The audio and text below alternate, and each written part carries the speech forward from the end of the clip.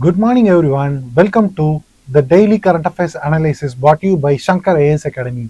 Today's date is 30th of May 2025. In this video, we are going to discuss about the following topics. The topics are Lokpal and Lokayukta, the basics, and the impeachment of judges of Supreme Court and High Court, and the third topic is malaria.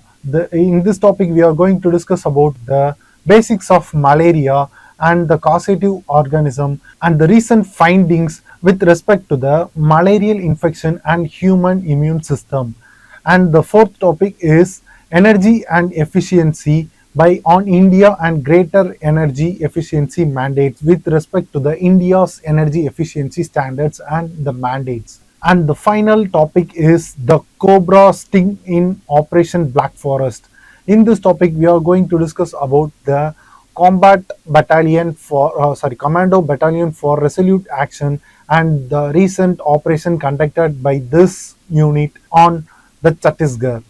Before getting into the topic, a small announcement to make. Shankar IAS Academy is going to kickstart a new General Studies Prelims comes Mains batch from 6th of June 2025, which is a regular batch, and it also going to start a new and exclusive batch for CSAT under the guidance and directions of an expert faculty, our Mr. Swaminathan sir, and the batch starts from 23rd June of 2025.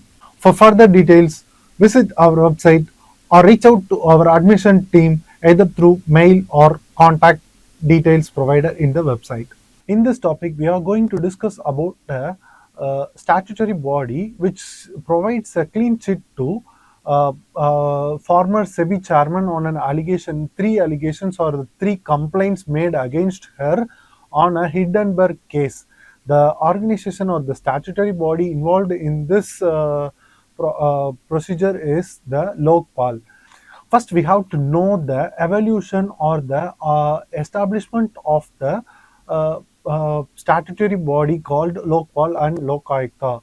Earlier in 1960s, the first Administrative Reforms Commission under the Moraji Desai recommended the formation of Lokpal for center and Lokayukta for the states for addressing the corruption issues prevailing in the society. And in the year of 2002, the National Commission to review the working of the Constitution also reiterated the need for the establishment of Lokpal and Lokayukta. And in the year of 2005, the second ARC Commission also strongly recommends the establishment of Lokpal and Lokayukta for providing a sense of accountability to the public officials of India. And after the Anna Hazare movement, post Anna Hazare movement, Anna Hazare is a staunch Gandhian follower who organized a mass movement against corruption and which led to the establishment of the Jan Lokpal Drafting Committee and which lead to the establishment of Lokpal or which lead to the establishment of the Lokpal and Lokayukta Act of 2013. And we have to know about the Lokpal and Lokayukta. What is Lokpal? Lokpal is primarily Lokpal and Lokayukta are the statutory organization established to against anti-corruption activities by the public officials. This is the Lokpal is primarily has the purview of central administration or the central government. It is a central anti-corruption body or the ombudsman which have the purview of public officials like Prime Minister, Union Minister, MPs and central officials, which includes Group A to Group D officers. And the Lokayukta is a state anti-corruption body counterpart which handles the complaint against chief ministers, ministers, MLAs and state officials.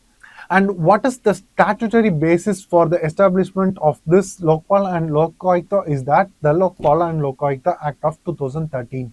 This Lokpal and Lokayukta Act of 2013 got amended in the year 2016, which led to the inclusion of a provision called the leader of the single largest opposition party to be a member of the selection committee of Lokpal, other than the single leader of opposition party in the Lok Sabha.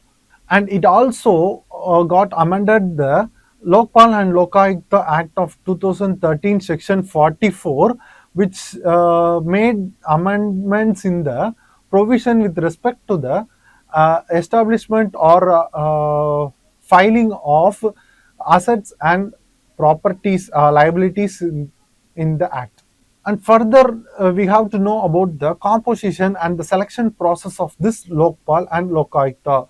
The Lokpal comprises of a chairman plus members of up to 8, and this composition has to be necessarily be 50% of judicial members and at least 50 members from SC, ST, OBC, minorities and women. And the Lokpal has to be chaired by any retired Chief Justice of India or Supreme Court judge or any eminent persons. And the selection committee of this Lokpal comprises of 5 members, and which is chaired by Prime Minister, and which also comprises of Speaker of Lok Sabha and Leader of Opposition, as I said earlier, opposition of Lok Sabha House, and also the Chief Justice of India, or nominated by the Chief Justice of India, any Supreme Court judge, or any eminent jurist nominated by the President.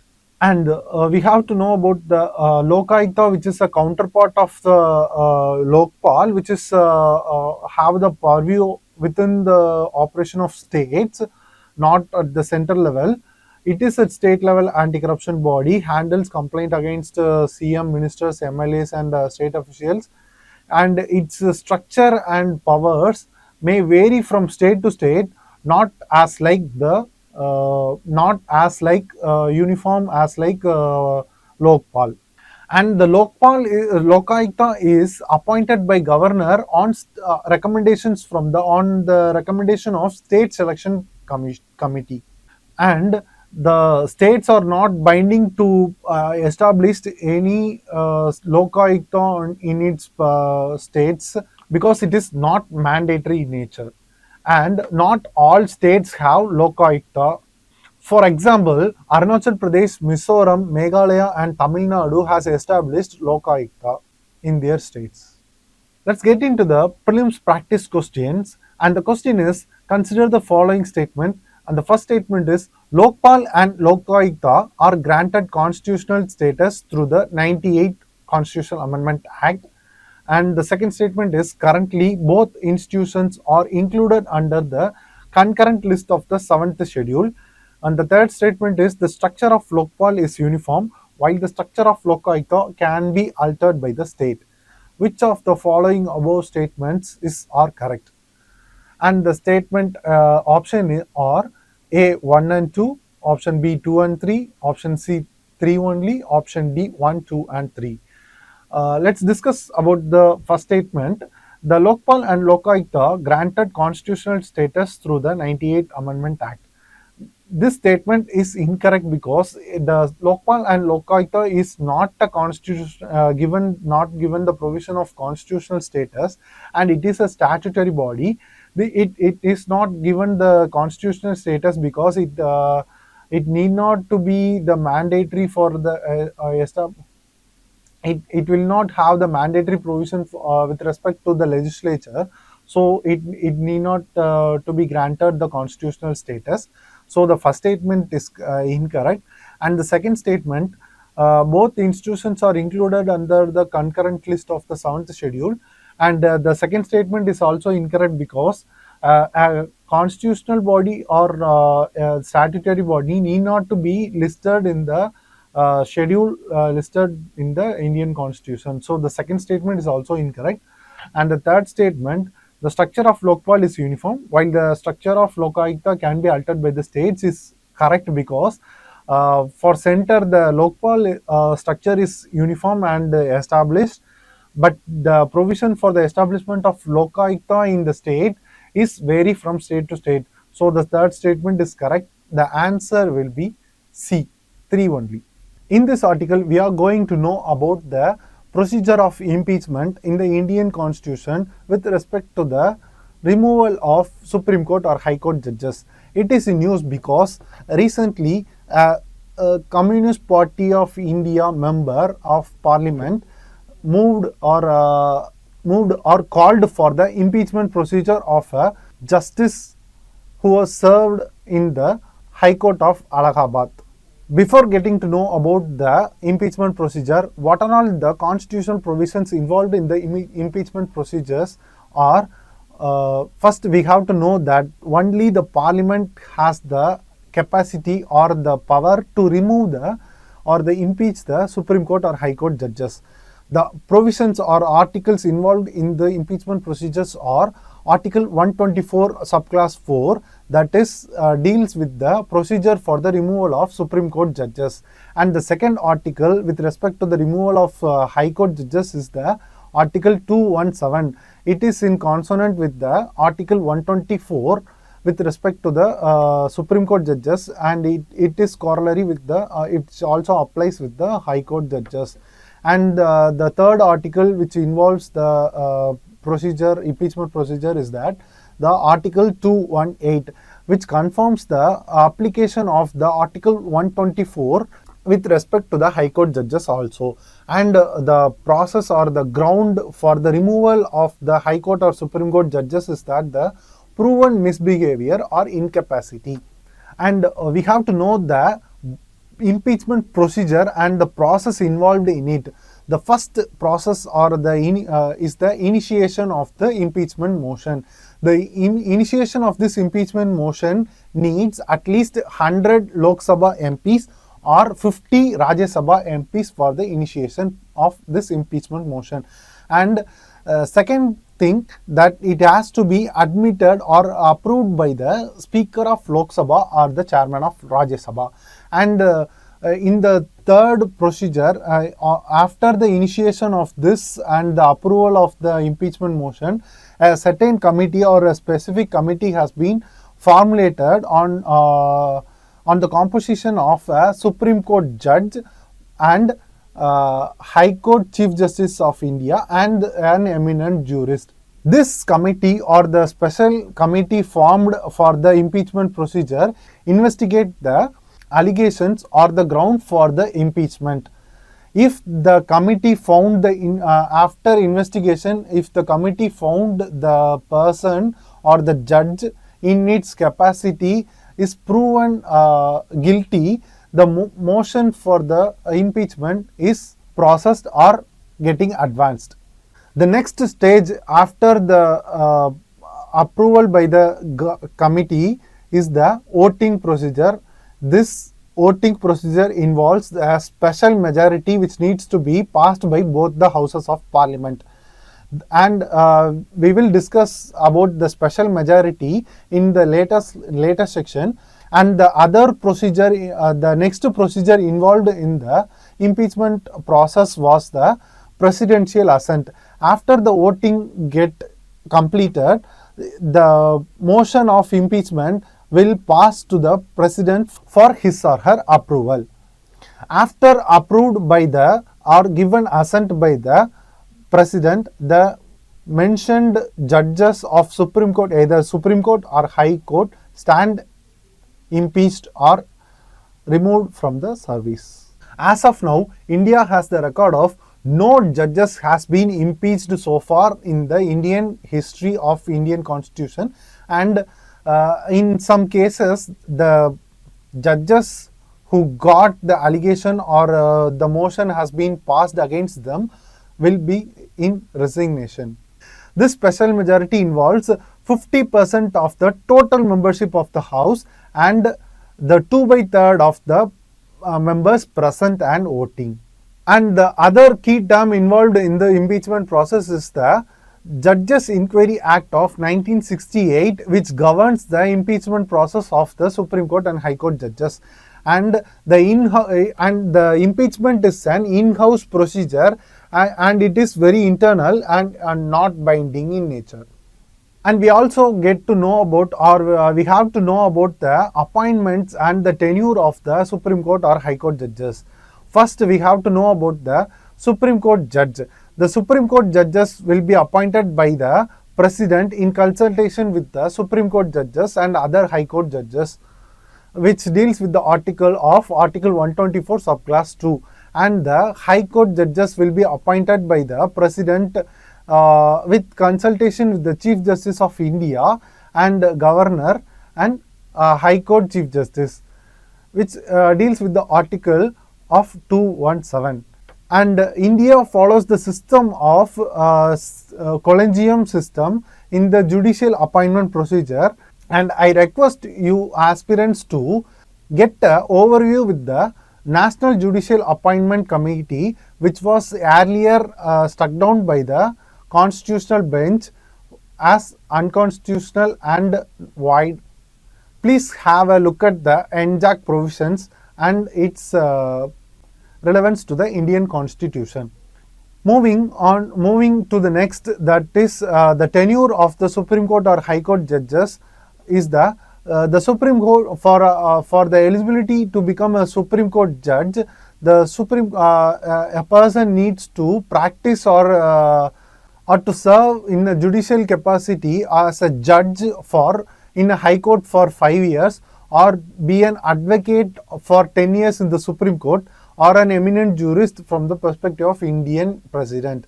A person need to be practice advocacy or advocate for 10 years, or to be in a judicial capacity for 10 years. The retirement age of Supreme Court judges will be 65 years, and there is no minimum age for their eligibility to become a Supreme Court judge or High Court judge. And the retirement age of the High Court judge is 62 years. Moving on to the prelims practice question. This question is very simple and factual in nature. The question is, which article provides for the impeachment of a Supreme Court judge? The option A is Article 124 subclass 4. Option B, Article 217 subclass 2, and option C, Article 121, and option D, Article 50. The answer is Article 124 subclass 4, which deals with the impeachment or removal of Supreme Court judges. In this article, we are going to discuss about a recent development in the cell immune response to the malarial infection. This study has been more important because of the specific response to the malarial infection.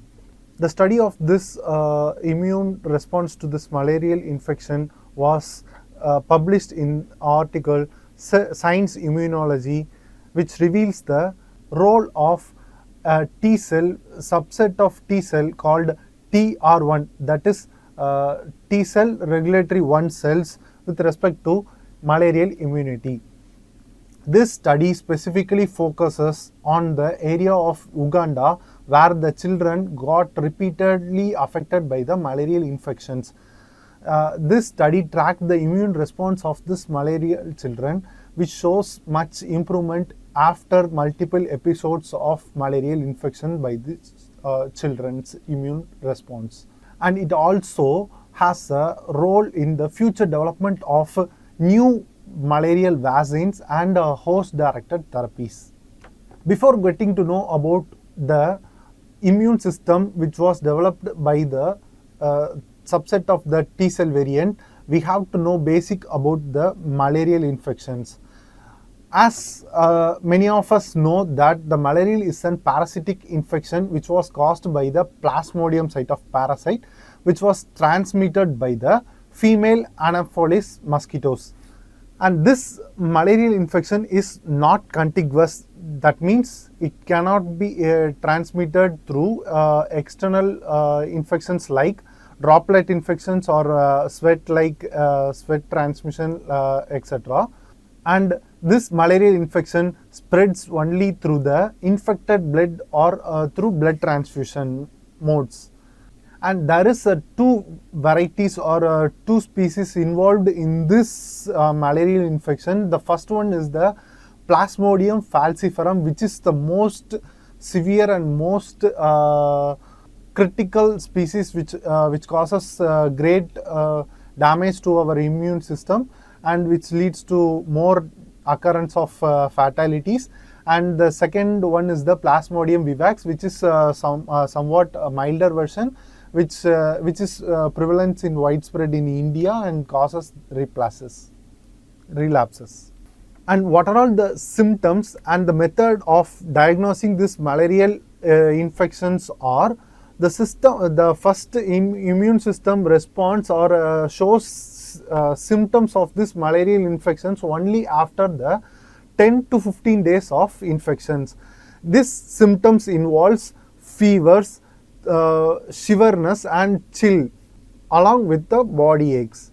And in some cases the symptoms may develop into severe cases, which leads to seizure, coma, and which can lead to jaundice, breathing difficulty and even death. What makes the diagnosis of this malarial infection or malaria? The human body develops only partial immunity and to some specific area, that is endemic area, which makes the diagnosis of this malarial infection more complex and very complicated. Naturally, human body contains two types of immunity basically, that is innate immunity and adaptive immunity. The innate immunity responses immediately after the invasion of an external antigen into the bloodstream or into the body, which activates the macrophages, which kills the antigen or the external agent, and it also induces the nature killer cells in the immune system to deactivate or destroy the external antigen or virus or like bacteria, etc. And the second one is the adaptive immunity, as the term itself defines that it causes from the series of adaptations involved in the generation of this adaptive immunity system, which involves basically the CD4 plus and CD8 plus T cells, which is also known as the helper cells, which responds to the infection that causes the human body, which affects the human immune system. The T cells and the T cells has many subvariants, and the one subvariant is that the TH1 or T helper cells 1, which destroys the infected red blood cells, and the TFH cells, which aid to the antibody production. Let's get to know more about the recent research and its implications on the malarial immune system. The main role was played by the T cell, and the subvariant which plays a crucial role is that the T regulator 1 cell, which plays a dual role, and it is a subset of CD4 plus cell that produces IL-10 anti-inflammatory cytokinin, which plays a huge role in the destruction or prevention of this malarial infection in the further episodes, which also suppresses the overactive responses, and it also plays a major role in the reduction of the tissue damage, which causes the immune system more damaging. And it also suppresses the TH1 cells, which destroys the affected red blood cells, and potentially it allows the infections to persistence because to create an adaptive immunity. We have simulated here prelims practice questions with respect to the malarial infections and its severity. The question is, consider the following statement regarding malaria transmission and its severity. First statement: malaria is a contagious disease transmitted through physical contact between individuals. And the second statement is, Plasmodium falciparum is the deadliest species of malaria, causing parasite. Third statement: malaria can also spread through contaminated needle or blood transfusions. Which of the following statement given above is or correct? As we know that the malaria infection is not a contagious disease which cannot be transmitted through droplet infections or sweat or any other external means, we can eliminate the first statement as incorrect because it is not contagious. So by eliminating the first statement, we can eliminate the options, given options of C and D, which contains the statement 1 in the answer. By eliminating the C and D, we can cut short to A and B. By as we know that the Plasmodium falciparum is the deadliest species, second statement is correct, and the third statement is also correct. So the answer will be option B, 2 and 3.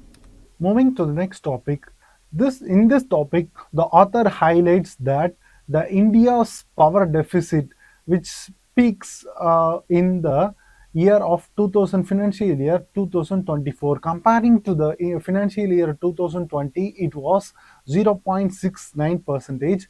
When it comes to the financial year of 2024, it arises from 0.69% to 5% in the financial year 24, which is a stark difference from the between 2 4 years. And even though India is working on the increasing the potential of the renewable energy growth, but it also has the limitation of meeting its supply side efficiency, as the merger of or the complying with the renewable energy by conducting it into the power grid, that is the centralized area which collects the energy from the various renewable resources, is somewhat difficult in present situation. And this instead of creating a new plant, energy efficiency offers a quick and cost effective solution to this matter. And what are all the importance or significance of this energy efficiency apart from creating a new energy plant? First, it reduces the peak power demand, which is stark in recent times in Indian situation, and which also has the capacity to overcome the delay of creating a new power plant in this situation. And the establishment of the scheme called Ujala, that is Unnat Jyoti by affordable LEDs to all. Ujala scheme has avoided the extra production or avoided the 9,500 megawatts of generation capacity which needs to be addressed in the and that situation. And it also helps to mitigate the climate change or the increasing heat demand or the production of electricity through carbon based method, that is coal power plants. And it also avoided the production of 300 metric tons of CO2 from the year 2000 to 2018. It saves cost. To specifically pinpoint that, the Ujala scheme saves at least rupees $10 billion from the rural and urban households through this Ujala scheme. And it also reduces the dependency on the electricity production through coal, which was about 70% of India's electricity production. And what are all the key government initiatives involved in the energy efficiency sector is that the first one is that we have already mentioned in that Ujala scheme, that is Unnat Jyoti by affordable LEDs to all, which addressed 37 crore LED bulbs got distributed to the rural and urban households. And the second thing is the part of an Ujala scheme, that is street lighting national program, which plans to change the traditional or the earlier method of using mercury lights or other incandescent lights for lighting the streets. Instead of using that earlier method, we have to change it from the change to the LED lights, which addressed 1.34 crores of LED street lights installed in the country.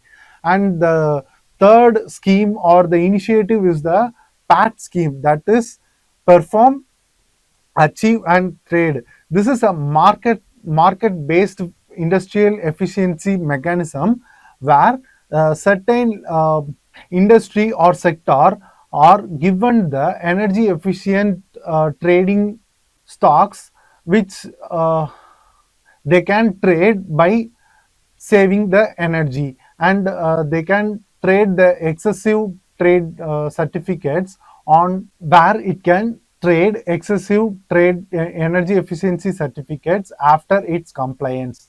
And the main and foremost act which involves, or the legal framework which involves in this energy efficiency of Indian environment, is that the Energy Conservation Act of 2001. And we some may know about the Bureau of Energy Efficiency Standards, that is BEE. That BEE got Bureau of Energy Efficiency has a rating, the rating for the energy appliances, which was recently, sorry, which was a previous year question. I think if my memory is right, it was 2016.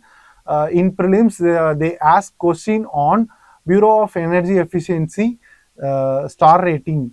And the another scheme which was a sub scheme of Bureau of Energy Efficiency is that the Eco-Niva Samhita, which defines a code, energy code for residential buildings.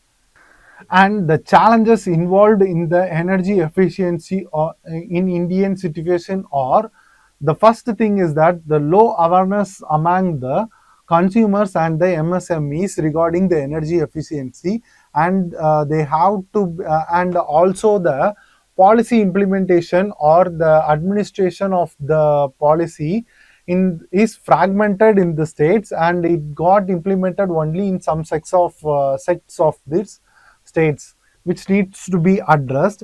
And the energy demand got increased because of the increase in the urban heat due to climate change. And there is a lack of awareness or the induction of the energy efficiency schemes like PAT schemes by MSMEs and other energy sectors because of the cost and capacity. And what needs to be done to address this energy efficiency demand and supply is, or first we have to deviate the energy efficiency code and needs to be mandated across sectors. And we have to expand the BE labeling, that is Bureau of Energy Efficiency Standard labeling, to more electronic appliances, which creates a sense of energy efficiency compliance by the energy efficiency sectors, as well as the MSMEs, as well as the consumers. And providing adequate support to MSMEs with their energy efficiency audits and the energy efficiency sectors. There should be a promotion for usage of smart meters and the AI based monitoring, which also adds addition to the high implementation of energy efficiency across the states and country. And the public and private has to go hand in hand for the energy efficiency management, and also create community awareness through various campaigns. Moving on to the mains question. The mains question is, discuss the importance of enhancing energy efficiency to address India's growing power demand and climate commitments. Highlight key initiatives, challenges, and the way forward. This topic of Operation Black Forest deals with the India's internal security and the recent operation conducted by the CRPF unit called Cobra, which eliminates the supreme commander of Maoist troop, and it also eliminated 26 of his cadres of this Maoist troop. This Operation Black Forest is a 21-day anti-Maoist offensive operation conducted in the areas of Chhattisgarh, specifically in Abujmat. More about this Operation Black Forest. The operation was conducted by the specialized unit called Cobra, that is Command Battalion for Resolute Action. which is an allied force of CRPF unit, which is Central Reserve Police Force, established in the year 2009. Who This battalion of commandos are specialized in jungle and guerrilla warfare, and also got the familiarity or experts in the handling of improvised explosive devices, which is known as IEDs. And this operation was conducted in the tribal forest area of Abujmat, which is in Chhattisgarh. There is an lack of government presence in that area, so it acts as a conducive place for the Maoists to grow and establish their base in that area. And this operation conducted by the CRPF is called as Operation Black Forest, because this area is comes under the dark, where there is no governance presence. And this operation of CRPF is an mobile warfare like method, where it is called as the third guerrilla stage.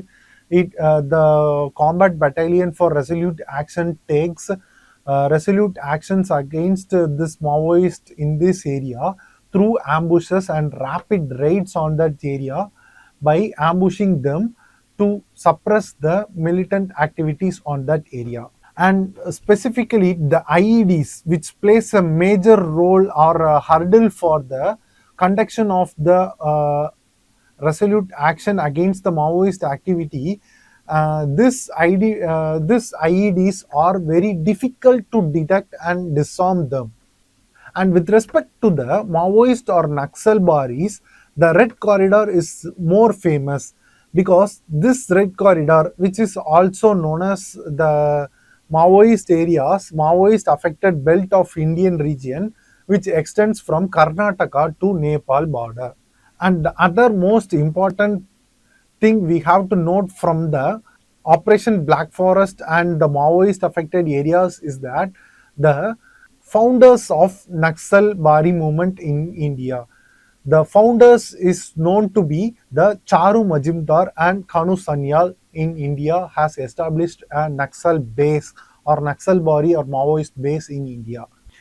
What are all the current challenges faced by the India and its administration for suppressing the Naxalbari and Maoist movement in India are listed as the invisibility of enemy and the terrain advantage held by the Maoist and Naxalbari movement, Naxalbari people, or their advantage, because they know the forest land very well, and majority of the people are converted from the tribal areas into the Naxalbari movement. And there is no provision for AFSPA like Northeast region and Jammu and Kashmir. So it also faces a hurdle by the CRPF commandos.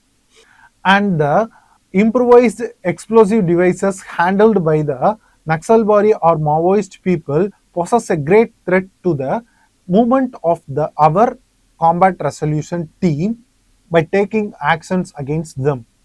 And the lack of governance also plays a major challenge in suppressing the Maoist activity, that the tribal people got convinced by the Maoist people, and their grievance has been converted into recruitment for their Maoist purpose. And some of the suggestions or way forward for this suppression of this Maoist or Red Corridor areas are listed as: first, the expansion of the Cobra style units in CRPF commandos, and the usage of drones and satellites for surveillance methods. And the third is introduction of development projects in Maoist areas, like expansion of roads, street lights, and expansion of other social activities like playgrounds or establishment of a school, primary school, which led to the development of people, and which also paves the way for movement of people into that area. And a major and the implementation of the Panchayati Raj Extension Act and the Forest Regulation Act effectively in that area also supports the system to get rid of this red corridor from that affected region.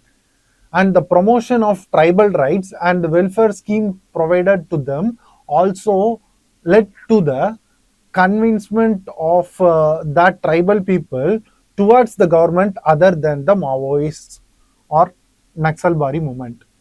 Instead of taking resolute action against them using violent method, we can replicate the methods or convincing methods which was prevalent in Kerala towards inclusive growth, and there is a huge need for the creation of social awareness and democratic awareness of their tribal rights, and also the civil society also has to contribute in the elimination of this red corridor from the Indian region to counter the ideological combat between society and the Maoist. Some of the constitutional backings and the legal provisions involved in this particular conflict between the Naxalbari and the Indian system is that the Article 355, which establishes or defines the duty of central government to protect states from, or the union from union's duty to protect states from internal disturbance. And the second thing is the Schedule 5 and the PESA Act of 1996, which comes under the purview of the governance of tribal areas. The other constitutional or legal provisions involved in this process is that the Forest Right Act of 2006, which recognized the tribal people and their forest land and their forest rights.